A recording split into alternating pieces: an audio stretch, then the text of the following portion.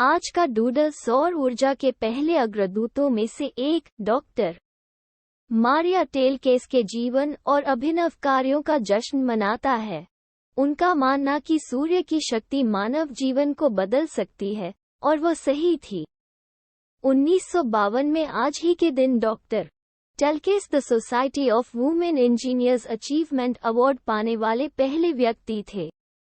Doctor टेल्क्स का जन्म 1900 में बुडापेस्ट, हंगरी में हुआ था और उन्होंने बुडापेस्ट के एवोस लॉरेंट विश्वविद्यालय में भौतिक रसायन शास्त्र का अध्ययन किया था।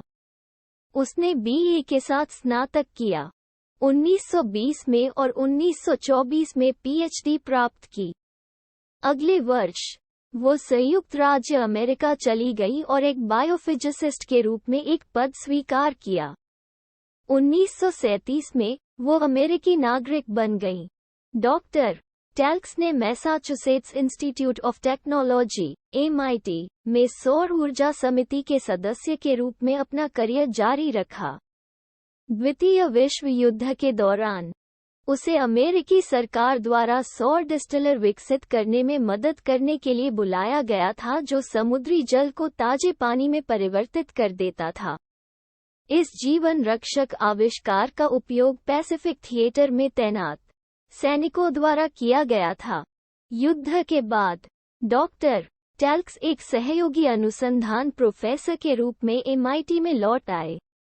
उसे और उसके MIT सहयोगियों को रहने योग्य सौर तापित घर बनाने का काम सौंपा गया था। दुर्भाग्य से उसने एक ऐसा डिजाइन प्रस्तावित किया और विकसित किया जो विफल हो गया और उसे समिति से हटा दिया गया, लेकिन वह बनी रही। 1948 में परोपकारी लोगों से निजी धन प्राप्त करने के बाद उन्होंने आर्किटेक्ट एलिनोर रेमंड के साथ साझेदारी में डोवसन हाउस बनाया। सौर तापित घर एक सफलता थी और महिलाओं को जनता के बीच सौर ऊर्जा शब्द को लोकप्रिय बनाते हुए मीडिया में चित्रित किया गया था। डॉक्टर टेल्क्स का प्रेरक करियर सफलता और नवीनता से भरा था। उसे फोर्ड फाउंडेशन द्वारा नियुक्त किया गया था और उसने एक सोलर ओवन डिजाइन बनाया जो आज भी उपयोग किया जाता है। उन्होंने NYU, प्रिंसटन विश्वविद्यालय और डेलावेयर विश्वविद्यालय जैसे प्रतिष्ठित संस्थानों में अनुसंधान सौर ऊर्जा में भी मदद की।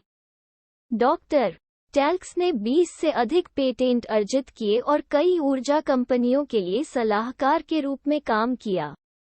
इसमें कोई आश्चर्य की बात नहीं है कि उन्हें द सन क्वीन के रूप में याद किया जाता है।